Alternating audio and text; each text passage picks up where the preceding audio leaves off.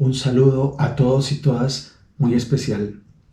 Bienvenidos a La Boca del Ciego, un espacio de construcción colectiva que pretende exacerbar la lectura de libros, de autores, desatar la pasión por los libros y por la búsqueda de mundos posibles e imposibles.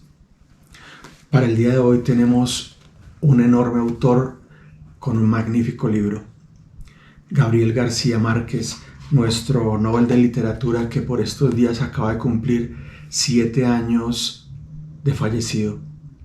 He aquí nuestro pequeño homenaje. Comencemos.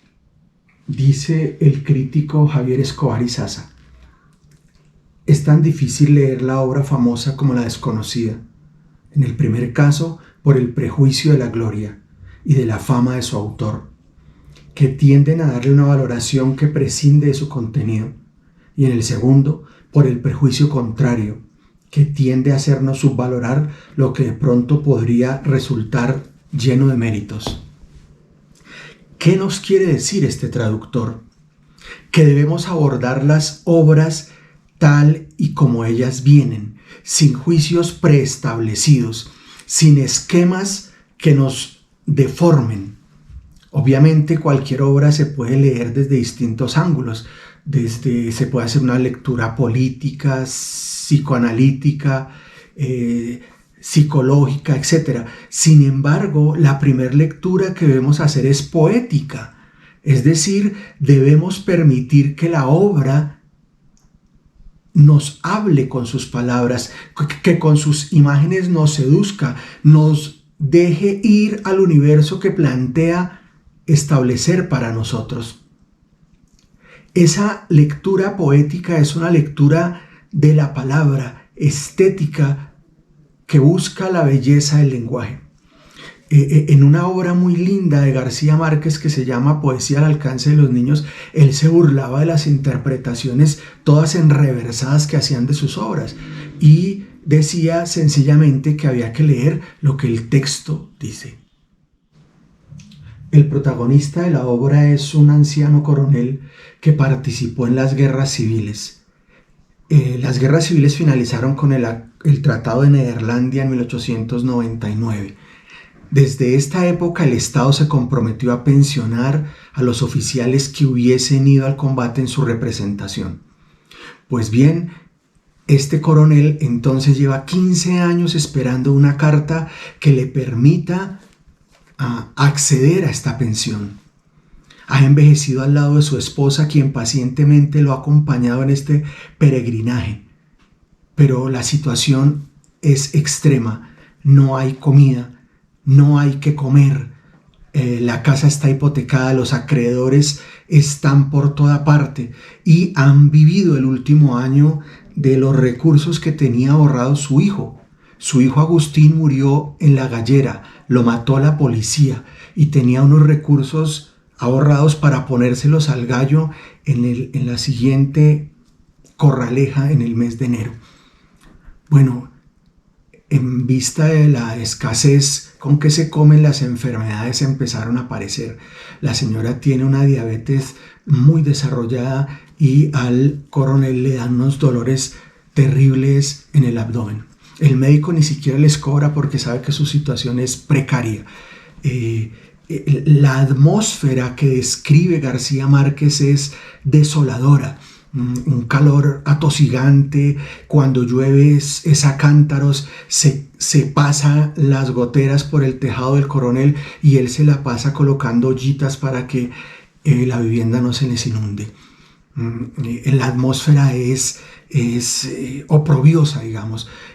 Por ejemplo, en algún momento el coronel se acerca a visitar al abogado, a preguntarle qué ocurre, que no pasa nada con la carta. El abogado es un hombre altísimo, negro y solo tiene 2 dientes. Su escritorio es una pianola que no tiene teclas. Ese es el ambiente que se describe en esta novela. Esta novela está marcada por la violencia. Hay toque de queda, hay estado de sitio y una censura permanente. Los periódicos solo hablan de lo que ocurre en Europa, ninguna noticia de lo que pasa en el medio local. Esa información solo circula de manera clandestina y hay una tensión permanente porque hay dos bandos. Es decir, las guerras civiles no se solucionaron jamás. La novela está narrada en tercera persona. Eso supondría una cierta distancia entre el hecho narrado y el narrador. Pero resulta que esa distancia se ve resquebrajada porque hay un diálogo de opuestos. El coronel y su esposa son seres diametralmente opuestos que tienen unos diálogos estupendos. Ella es una mujer que es un dechado de sensatez, una mujer muy práctica, racional, estoica, ¿verdad? Y el coronel, por su parte, es un hombre iluso, idealista, preocupado enormemente por la ética. Es tan altivo que ni siquiera sombrero usa para no tener que agacharle su cabeza a nadie. Ella entonces se preocupa por comer, porque la ropa se vea digna, porque las deudas se paguen, porque las enfermedades se puedan enfrentar, y él por su parte se preocupa por no darse por vencido, por tener un honor, porque haya justicia. Por eso para él tener el gallo y esperar hasta enero para que el gallo vaya a las corralejas y gane es un asunto de un valor profundo. Mientras el coronel es un ser altivo y digno y orgulloso y etcétera, su compadre Sabas es todo lo contrario. Sabas fue un liberal que pactó con los conservadores para poder comprar territorios a muy bajo precio. No tiene escrúpulos, es una persona que sus valores están a compra y venta dependiendo de los negocios. Él es quien le ofrece al coronel 900 pesos por el gallo porque ve que el gallo puede ganar y entonces puede hacer un buen negocio. Y cuando el coronel, ya acechado por las deudas, acepta y dice que sí, entonces Sabas le cambia el precio y le dice que solamente le va a dar 400, pero que no se los va a dar todos. Le hace un adelanto de 60 pesos. El coronel se siente humillado y decide que definitivamente no va a vender el gallo, así deban comer mierda, ¿verdad? El conflicto está servido. Permanentemente lo vemos. El Estado es un Estado burocrático que excluye a las personas que debería incluir.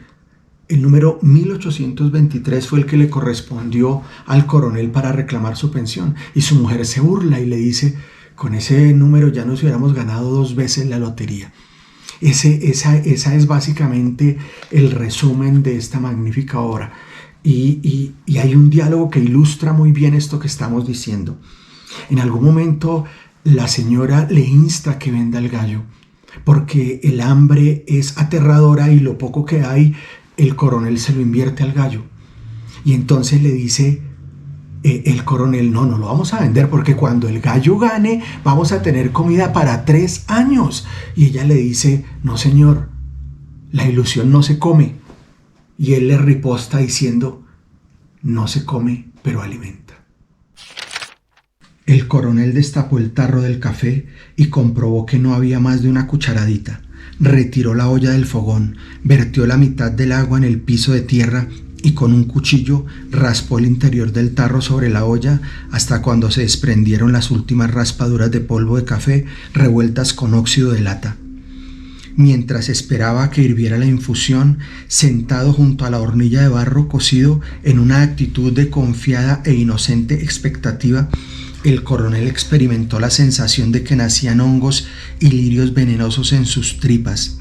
Era octubre, una mañana difícil de sortear, aún para un hombre como él, que había sobrevivido a tantas mañanas como esa. Durante 56 años, desde cuando terminó la última guerra civil, el coronel no había hecho nada distinto de esperar. Octubre era una de esas pocas cosas que llegaban. Su esposa levantó el mosquitero cuando lo vio entrar al dormitorio con el café.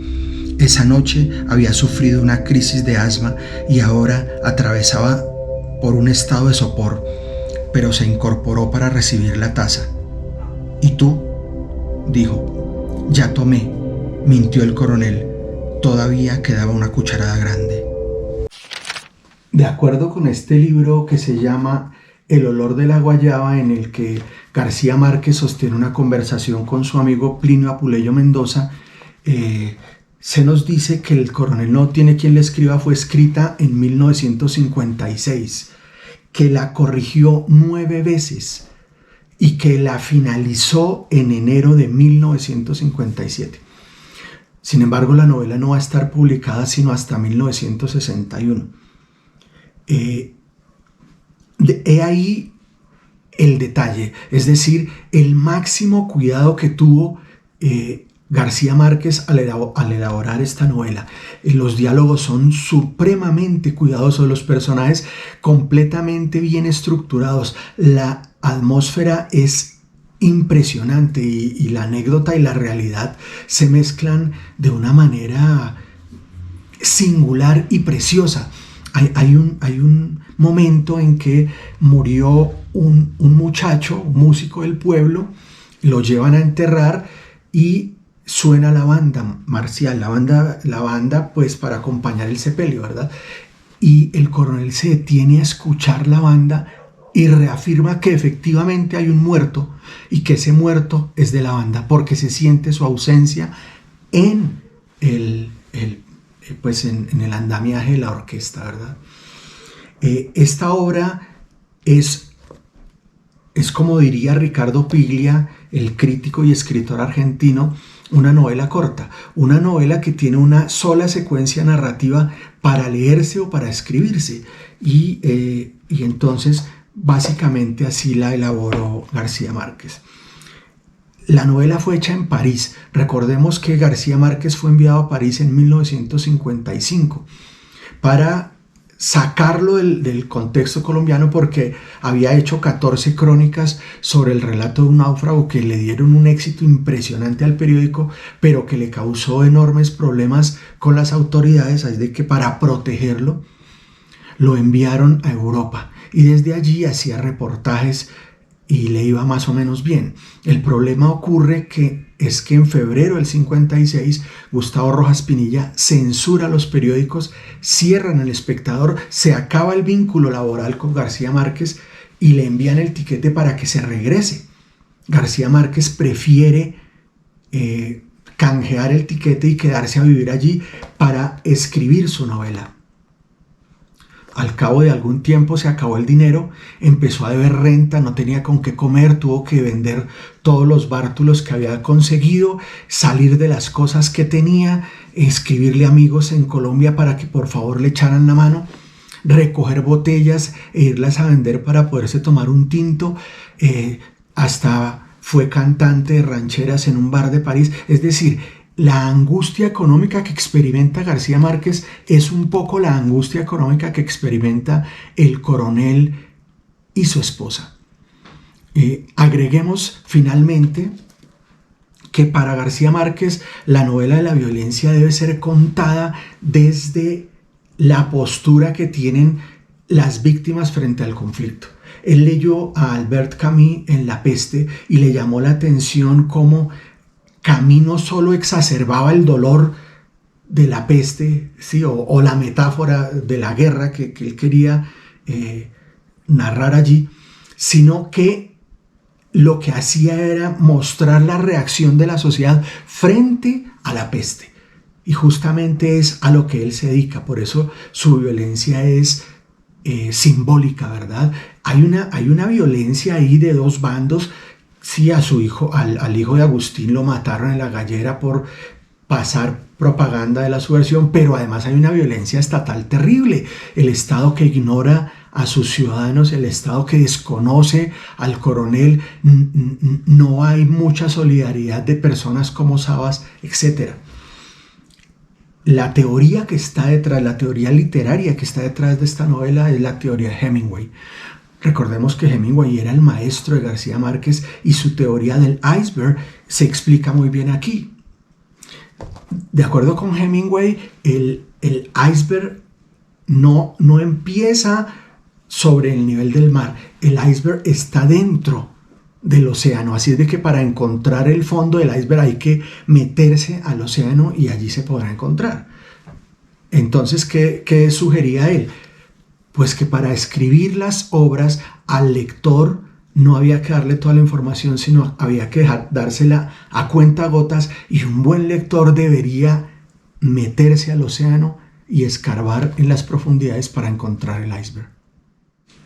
Esta es la biografía que escribió el propio García Márquez para contarnos anécdotas de su vida y de su producción literaria y cosas curiosas pues que le ocurrieron. Se llama Vivir para contarla. El epígrafe de este libro es suyo y dice así: la vida no es la que uno vivió, sino la que uno recuerda y cómo la recuerda para contarla. Es decir, para él recordar es imaginar, recordar es soñar, inventar, narrar. Por eso siempre estamos ávidos de historias, de lecturas. Es una condición humana. Crear historias, contar historias, crear mundos. ¿Por qué nos apasionan las palabras, las imágenes? Las usamos tanto que las hemos desgastado, pero tenemos que ir en su rescate, ¿verdad? Por eso es que te proponemos la lectura de libros. Abrir un libro es abrir un mundo. Te espero la semana siguiente y ojalá en este transcurso te atrevas a abrir muchos mundos. 1000 abrazos.